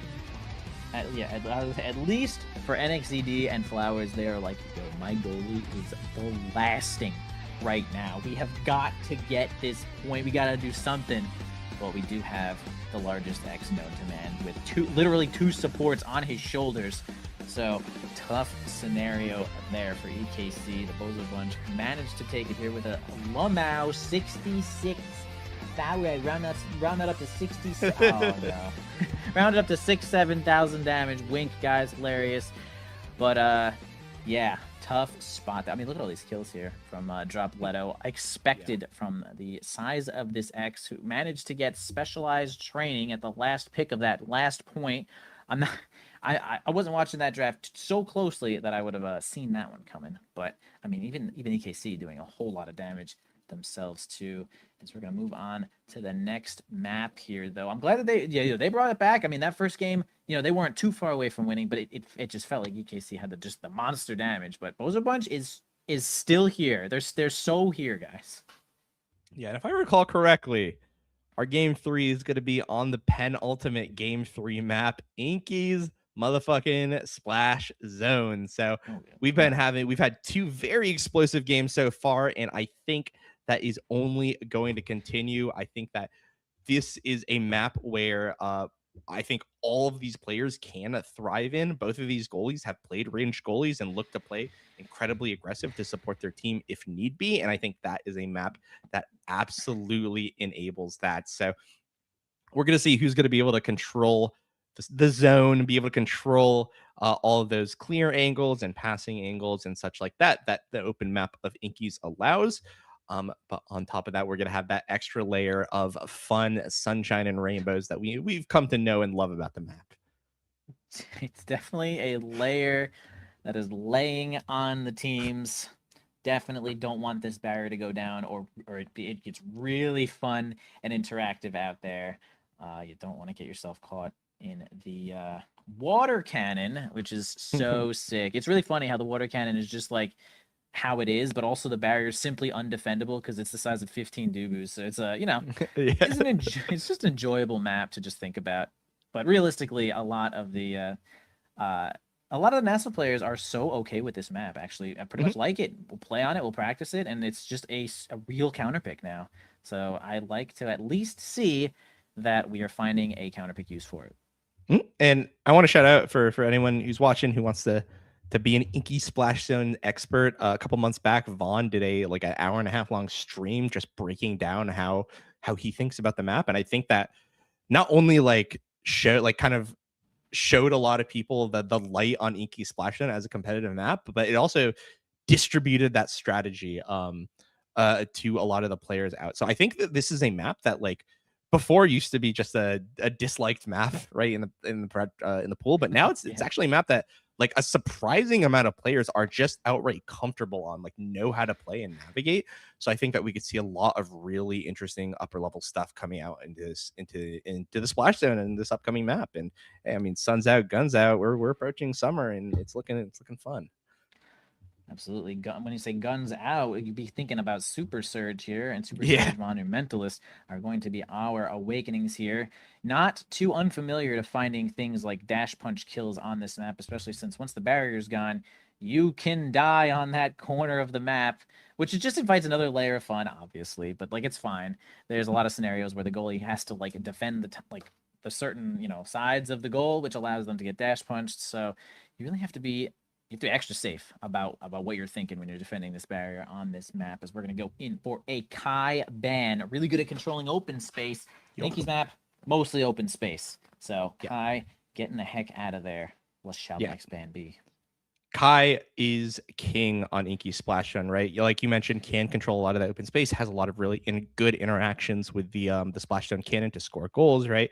But I'm now that that's taken away, I mean, like, I cannot look at Super Surge Monumentalist without thinking of Imee Finney. Like these are going to be the nuclear option picks. I think EKC picking away the Juno, which I think is really interesting. That Gramella has shown such a strong Juno that they're willing to pick the character away from him, even when it's not necessarily the strongest start on Juno. And as a result, I think Gramella going to lock in the now again. And with a Monumentalist pickup, that's going to be incredibly strong. But EKC has the round 2, and I think there's so many good picks to look at here. Yeah, big Gramella going to be grabbing that now. Once again, Monumentalist is going to make things really easy. Well, really hard for the goalie to defend against. You're going to be using that Monumentalist to help push that ball right into that barrier. And we saw Gramella having the most strikes on at least on their team in that last game, possibly in the whole game. So really active hitting this ball, especially with the aerial start last time. But now they're going to have the other side of that. Also going to be on the EKC side, we got our Zentaro and our Rasmus showing up here. Most likely our Rasmus goalie, perhaps. Thoughts? Yeah, it could definitely be. The Super Surge for the added mobility is something not to be undervalued, especially if you are Soren and you want to play a little bit more aggressive. I think this Estelle as well coming in. Obviously, we talked about how good Aerials was on the Estelle. Super Surge is right next to that, right? Promoting the ability for the Estelle to navigate the map. And I think that I feel this is going to go on to Obscura Breads, who will want to use that to help on those corner offenses to make those goalie defenses for Soren nigh impossible, who is, I believe is going to be piloting the Rasmus. I think this Luna means that Katsuna might be in for this map, which is going to be interesting to see. Katsuna is indeed in for this map now, getting their Luna pick onto this Inky Splash Zone. Once again, I do think Luna is actually a pretty solid pick for this map. Just being able to have like the really big play of boosting yourself right on through any angle, actually, just about any angle. Not really through people, but through angles is really helpful for getting these barriers, which are so much bigger than they feel when you're playing goalies sometimes. But nonetheless, I think we have some pretty good open space controlling teams here, though. Not much more I could imagine that we would see. I mean, having the Estelle, we have the Rasmus on board. We got the now with Monumentalist, some super surging, probably some super surging what the heck's her name? Asher. So she's going to have some extra range as well. Same with NXTD, starting with Super Surge on this Centauro, which kind of, I mean, I would always say this kind of transforms him into like a different character. Just so effective, this Awakening. So we'll see if that becomes overwhelming for the side of BOZO Bunch. But hey, Monumentalist now on goalie, actually. So Grimella is playing the Estelle. And I cannot help but reminisce about the guy that gets whenever I see Asher with a dash punch Awakening, which we just saw right there, almost took out Katsuna. Even though EKC did get the point, I think that is evil premonitions for dark, sinister things to come out of Dropletto. And 1 point onto the board very, very quick. That is something that Inky Splashstone has maintained throughout its history. These points can be very swingy. They can go very quick, and Inky Splashstone often has lightning fast games. And so we'll see if one team is going to be able to take that momentum on, but I don't think Soren or Obscure Breads will want to give up the map without a fight. Nice, great move up there from Grimella, making sure that they don't lose any of these strike wars to NXDB. Honestly, making it so they aren't strike wars. Activating the water cannon, and there you go. I mean, Soren doing their best to evade, think, use their brain, maybe hit a button or two, but that, you know, it was just too much pressure, you know, water pressure, perhaps. The water cannon scores one for the BOZO Bunch. Yeah, and I want to point attention to how Grimella scored that goal, because I think that's the quintessential thing that midfielders need to be aware of in this match, is how recognizing when the core is going to bounce off the water cannon, and in that millisecond, making sure your ability lands so you get like the nastiest possible angle, because it is so hard to defend against the water cannon, right? You, as a goalie, you want to walk upwards to potentially defend for that rebound, but that means you're just susceptible to getting owned when that Kai barrages or that Estelle Crystal Thorns into that little pocket. And EKC able to get another point as I'm talking about the wonders of the splash zone, but that is something to be aware of playing into it. And if you aren't, you could get caught off guard and give up a lot of points. For sure, there are definitely a lot of surprising ways to be able to score with this water cannon, especially if you're standing in the water cannon with the ball.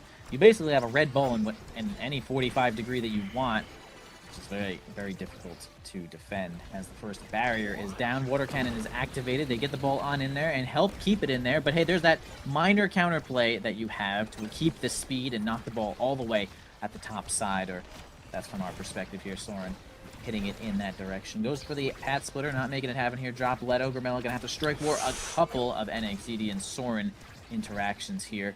They do end up living at, whoa, Katsuna actually ends up missing that boost, or I lagged or something like that. But regardless, we do have a power play here. EKC might be able to get this one. I mean, this is definitely your best shot to get that barrier. Yeah, power play does come to an end though. Dropletto walking downwards for a second. Yeah, I mean, it gets all of us. Let's be clear. I don't know why they did that. Like, why did they do that? But it's okay, because we're seeing more splash fun in the sun. A really good scoring attempt from Dropletto, but Soren is able to get there on time to defend. Yep, this water cannon here for BOZO Bunch just about to come up as Grimella holds it, spending a little bit of EKC's time. Oh. It does show up, but man, a blast there from Grimella is going to get it right on through. Katsuna not going to spend that flip here. Possibly got stunned as well, but now we'll probably have it for this 0.5. Yeah, and a devastating 0.5 this potentially can be. Grimella almost going to be taken out of the match instantly before he's even able to play. Now this flip is going to be stuffed out from Katsuna, but is going to win the strike war there. Obscure Bed's a little greedy on the core flip here. Might spell disaster for BOZO Bunch in the upcoming few seconds. Nice strike there from Soren. Is going to keep this barrier up. Here comes the water cannon once again. Not favorable here for EKC. They can't manage to get their hands on that core, but a big blowing up here from Dropletto. Gets the dash punch, even spends the flip. They were dead before that, but, you know, for good measure, making sure that they do what they intend to do. Grimella can't maintain control of that ball. Tries to get a combo there. Katsuna can't find it either. This barrier still holds here for Soren. Setting up the Monumentalist drone, giving you extra speed. Not going to lose out there to just the Oni Blade. Helping it through. Grimella and Dropletto get it on through Katsuna, who's looking low. Oh, that whammy actually ended up hitting the ball. If it hit Grimella, possibly resulting in a death. Working on a flip there as well is Grimella, which they might need to get this barrier.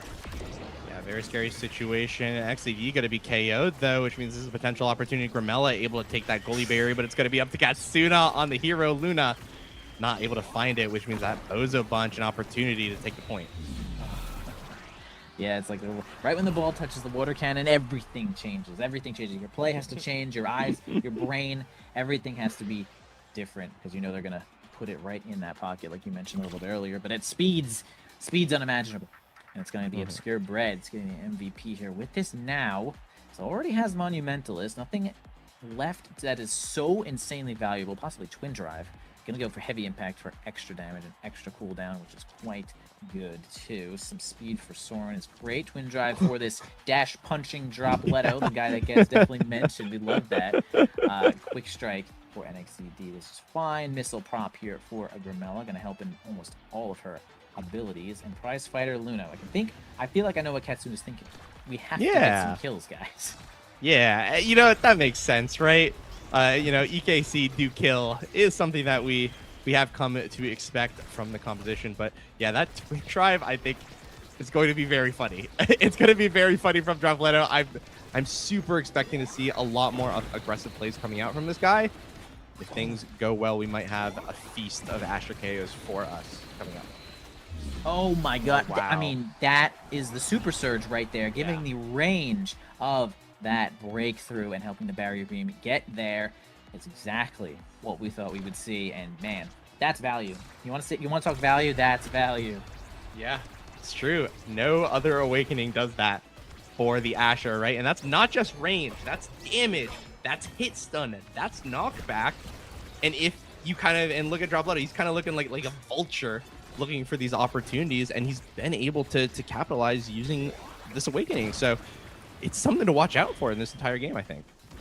We're going to flip here too. 1 strike away, 2 strikes away to getting that flip. Has it now. Actually doesn't spend it there. Could have gotten a lot of damage out of it, but no real guarantee at a kill. Going to get a flip here from Soren to get everyone away from that. Lots of stuff coming out there from NXDD. Sends out the projectile, sends out the rush, has the flip. Holds the resource, though, and finds a point of their own. So well played there from EKC. And I mean, that's a lot of value from NXDD to hold on to that flip. 100% agreed. That means that the awakening, the energy economy is going to be a little bit even. NXCD, though, now going to actually put that away. Going to get flipped off the map, but hey, energy economy is still equal when you think about it, so still going to be a win for the Bozo bunch. We'll see if EKC can defend. Yep. Obscure Breads might be able to move up here with this flip. Might move back, though, to activate this button. There goes the button. There goes the pad splitter. Just completely redirecting the ball a little bit to the right. Just a tiny little bit to the right. No one's got strike up. Boom. Scored. Asher doing God's work here with that pad splitter. Dropletto well played there, at least aiming it correctly. I think good catch out, recognizing that Soren's only way out of that one was to pass up to NXCD, so just using the 1 ranged ability on Asher to call that out makes a lot of sense. Good awareness of what the enemy player wants to do, and I mean that's the hashtag NASL difference from Dropletto, who is currently barely alive because of his little breakthrough passive. What a good ability. Yeah, I was just gonna say the breakthrough passive, reducing damage taken, and I think also reducing knockback taken as well, which is like, well, it doesn't get any more valuable than that. Actually lived, finds a kill of their own, has an evade to get out of some moves, activating the button into the cannon. Soren tries to evade, getting comboed, but it simply doesn't matter. We got 2 strikes. We got Grimella Dropletto punching you in the face. Another set here for Bozo Bunch, and Grimella, the one. Yeah, and Grimella, a well-earned MVP, has been throughout this entire time so clinical at using the water to score goals, and it's only going to get worse. The core speed from Hot Shot, the cooldown reduction is going to be very, very hard for Soren to deal with, who's already been struggling to deal with a lot of Grimella's antics. On the flip side, though, this Luna has to be denied Deadeye, I think, from Grimella. I think it's going to go through, yeah. And that means that Katsuna actually doesn't have all too much to work with. Omega Infused is okay, but that leaves you susceptible to some of the Dropletto dash punch stuff that we've seen so far. And we've seen a lot of situations where Katsuna has only walked away with, sub 100 stagger, and that's not going to happen anymore. He's gonna die when it happens. No, that's facts, though. Especially since the scales have been tipped both directions, right? Katsuna loses a bunch of health, and Obscure Breads gets Deadeye with at least their primary. So a lot of extra damage also being picked up there for Obscure Breads. But hey, look, the speed that Katsuna is getting from OIA is helping them intercept some of these passes, making this 2v3 not feeling too bad until they are instantly vaporized. But wow, NXCD instantly gets the ball through. Button is activated. Not going to get into the water cannon. Opposing Button going to have to evade it out. Actually hands the ball right over to NXCD. We cannot get their hands on the ball. Spends the path splitter, but a nice pass interception there once again from NXCD and cleans it up. I mean, solos that point. NXCD, sir. NXCD, ladies and gentlemen. Yeah, hey, let's be clear. Dropletto walked the wrong direction when he spawned, but NXCD didn't. Now that's a brawler mog when you think about it. One player here has been practicing on the splash zone, and it shows, and NXCD uses that to capitalize and take that point for EKC. So even though it's looking a little bit sketchy yet again for the side of EKC on the defense, we'll see what they can do. Activating the water cannon once again. Soren goes for the flip with so much threat being shown on the board, but can't get control of the ball even with that flip. Katsuna, again, a lot of the speed. Well, every time I bring it up about the speed, you have just about no stagger. So Dropletto is really just doing such a good job of taking advantage of that. And nice shot there from Grimella is going to get on through that Death's Touch, and I think that beam was probably going to beat the Death Touch regardless. Yeah, I think that was the way to play out. Things are looking good for BOZO Bunch in game number 3. They are going to look to close it out, but I think it'll be up to NXZD to potentially bring it back for EKC. So, very curious to see what it goes. The defense has been very scary, but NXCD has been making a lot of very good 1v1 plays against Breads, and I think if that continues to happen, there is going to be some signs of life. Yeah, I really think it is on this Katsuna. On this Katsuna stagger right there. We'll get the dash punch of their own, it seems. Ends up ending Dropletto's life there, at least for just a short time. 10 more seconds until they return. I said 10. It's already been like 10, so they're already back. Surprise! Dropletto's already back. Nice Thorns from Grimella is going to collect that final barrier. Both buttons up, one activated. NXCD goes to jump in to grab it. Dropletto takes the super escalator to the other side of the board, actually surviving. Legit. That is like a legitimate thing. I love to see that. It is quite scary, but making it work there. Nice back pass. Whoa. Crazy situation there. Instant kill. So much damage from Grimella and no health shown for Katsuna, but NXCD gets the rush on in there. The stacks are completely stacked, and so with Quick Strike too, honestly. NXCD got a lot of stats on the board. Yeah, that Omega infused accelerator is Omega-ly infusing Katsuna's ability to get shot and killed. But luckily, yeah, NXCD has all these core control and mobility awakenings, which means that he's still a threat in the 1v1. He has just the ability to outstrike Obscure Breads, and if Obscure Breads is caught without any cooldowns, he's going to lose against NXCD, and that's something that BOZO Bunch have to respect. Yeah, dealing damage to NXCD, though, is a great way to at least subdue some of this pressure. As Obscure Breads is going in for trying to get a primary in there. The secondary is not too hard to land, at least keeping them from regenerating. But Dropletto's now the one being targeted. The primary, just gets there in time. As Katsuna is going to try to approach with no stagger. The Crater Maker, Grimella jumps right out of it, actually, and ends up getting the barrier while Dropletto gets the kill. The button is activated. Soren gets so much pressure. Ball self-passes itself through the cannon up to Dropletto, and we are looking at series point for BOZO Bunch. Yeah, and let's be clear, right? All that time Grimella was getting those little pocket shots, that conditioned Soren to miss position because he walked down a little too much committally to deal with what he thought Grimella was going to send out, and all that meant was that he just returned back to the first layer and send it upwards to Dropletto, who's able to get an easy strike in. So big cash out on that playmaking from Grimella, but it's going to be up to EKC now to finally close out the set and keep themselves in the series. Grimella actually on the knife's edge here, just standing towards the edge, getting hit, but still living. Dropletto gets the barrier on in there with the barrier beam. Now they have a chance to activate the button here, though, losing the barrier in return. The button not going to do all that much. Soren can maintain control of the ball. Katsuna going to go in here with NXCD.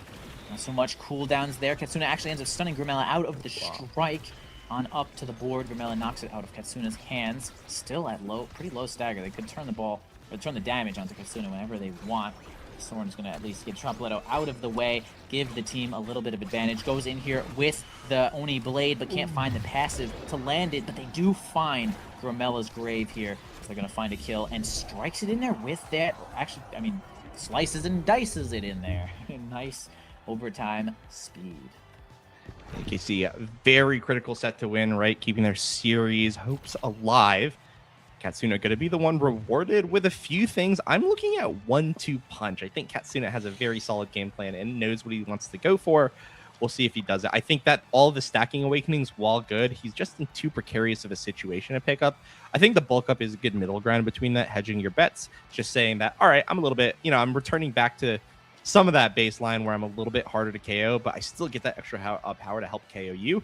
I think on the flip side, Dropletto with 1-2 punch. The Super Surge Asher has been building up to it all game.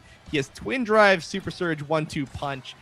The time for the Dropletto dash punch on an Asher show has to be now. It has to be now or it has to be never, because he is just so enabled to do exactly that. Yeah, this guy might actually get, as NXCD though does get a slice and dice wide. The wide hit of that one is going to land it on through for EKC. Yeah, it's Katsuna getting bulk up is pretty nice for this OIA. Of course, it is still a percentage of your health. The percentage is certainly going to be higher than it was before.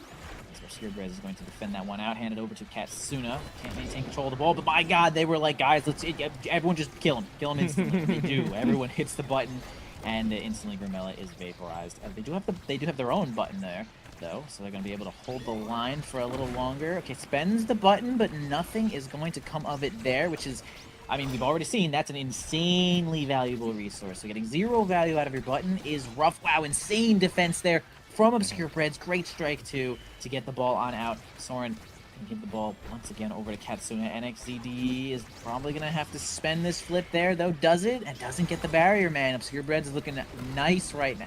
Why? Every time I say these things. I hate it.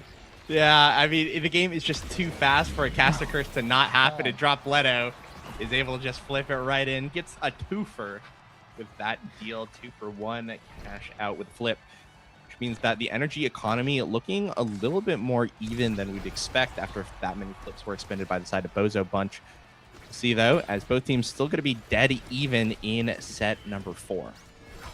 Nice evade there from Soren, detecting that there was some threat nearby. Dropletto holding as long as possible, and super duper Omega wins out against Soren with the assistance of Gramella there. Wow, that hold was... That was it. We needed that hold. And again, series point for BOZO. Yeah. The breakthrough, kind of the MVP ability, I think, for this Asher is able to just catch Soren off guard again and again and again. We'll see. 1 point away. Good kill from Katsuna, which means that this is going to be a 2v3 for EKC. We'll see if they're going to be able to capitalize it or if BOZO Bunch are able to close out the series. Nice strike there from Breads to at least waste some of the time. Giving the ball over to Dropletto. Gramella has returned to the pitch. Gets the ball through Katsuna. The pendulum swing almost keeps the barrier alive, but Gramella is on the board there with that Rose Warp. We're now hitting the button. Oh, another button, actually. Nice drone to keep possession there. Obscure Breads going in to heal up. Gramella has a flip, but now doesn't have a teleport to get this flip action going. Soren has to use the pendulum swing. A save there from the Oni Blade. NXCD keeps this point alive, and they find a kill onto Gramella. The big drone there being spent from Obscure Breads. Now they have a little 2v1 spot. They're going to flip here. Obscure Breads, nice angle to really just hold the line here. We're just trying to spend some time for our teammate to come back, and they do exactly that as the Crater Breaker is going to come out, whiff onto basically everyone.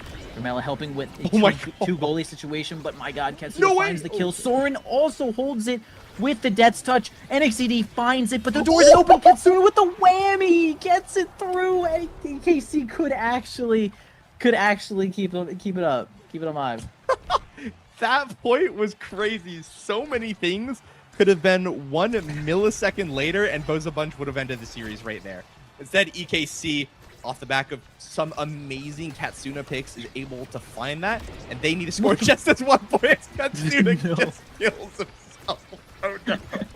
No shot. Katsuna flies into the wall, into the path splitter. But now the ball is being given to NXDD, though, who has a flip right on the front side, actually uses the slice and dice, but Obscure Breads ends up winning because the ball is held for a little bit too long. Tripoletto not going to flip too far away from the barrier here, might have found it there, but still going to hold the line. Grimella has to just be able to give this ball to Dropoletto, doesn't really want to flip for it. Wow, finds a kill onto Soren with their combo, spends their flip resource. Grimella gets the ball through NXDD and over to Dropoletto, and that is it. Bozo Bunch win the series against EKC. That's wow. That point just fucking happened. Dude killed himself. That was awesome. That was awesome. I mean, I'm sorry, hold on. I need to recollect myself. Katsuna just boosting himself into death just sent me, but then on top of that, the crazy save from Obscure Breads into NXT, almost scoring the goal out of nowhere, but then I think at the last second flubbing it because he tried to slice and dice to mix up the timing when he didn't need to, which, like, by the way, there's no way that you could have predicted that. That's just what you do as Zentaro to add on to the layer. It's too fast to realistically react to that. But then just Dropoletto finding the kill onto Soren, and plus finding that barrier with the pass splitter. I mean, everything was so crazy in that last point. I'm almost sad we don't get to see a set number 5 from. Oh man, I so agree with that. And I also agree with that, just like for the most part, being the play with Zentaro, like, I don't know, it's so hard to say, right? Because you flipped so close that, like, if you just struck, it's completely unreactable. But, like, the slice and dice gives you, like, usually a little extra oomph in there to get, like, a flick, to get a stun, to get this and that. But, yeah, I guess it does give the opponent, like, a literal half second to strike it out of that slice and dice. And I don't really think that's the right or the wrong play either way. But, yeah. Wow, it's going to be Breads who's going to just win the day in that spot there, grabbing the MVP for the entire game. Bozo Bunch taking it in that was the action set, action-packed gameplay on Inkies. You know what? Maybe I like Inkies. I might like Inkies again, guys. Inkies Especially awesome. At least casting it is crazy, because I get to say things like they hit the button. Look at the water cannon. Isn't that fun, guys? I'm not playing it. Wow, that was sick. But, like, yeah. Realistically, amazing play here from the Bozo Bunch, and EKC so close to bringing it back. It really felt like Omega Accelerator was the true double-edged sword. Like, speed, awesome, intercepting passes. Death, very terrible. So, like, you know, what are you gonna do? I like vividly remember a moment where, like, Katsuna was just, like, not looking and, like, walked into a fully formed primary from the now and just lost 2/3 of his health, and I was like, what the fuck? That's so funny. But yeah, I mean, hey, Razor's Edge, that's what EKC likes to do, and I think even though they didn't take it, they gave us a fantastic series here. They looked all really good. I think NXZD as well.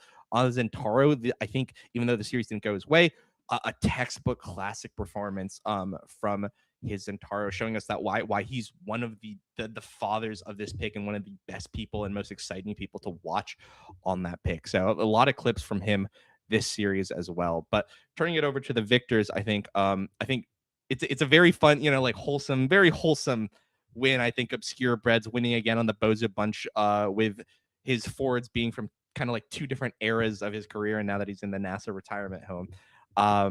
I think that I think it was a really good win. I think that he fit in, like, very well. It felt like he never left, even, right, so to speak. And that was some great play from him. So shout out to all the members of Bozo Bunch. They absolutely deserve this win. I think EKC was a very formidable opponent this week, and it came down to it, you know, in that very last game.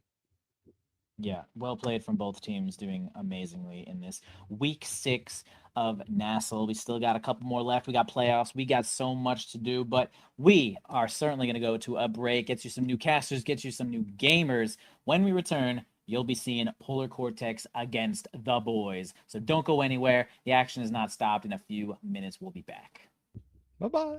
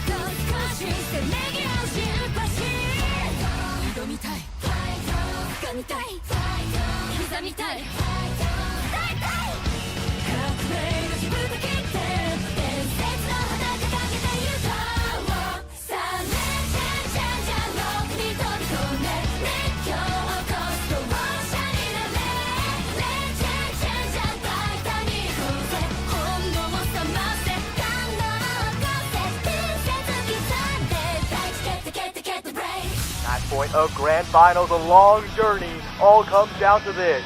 Looking for a passing lane, there's the opening on the outside, the pass, it's wide open, a beautiful shot to the corner, they've reached the summit!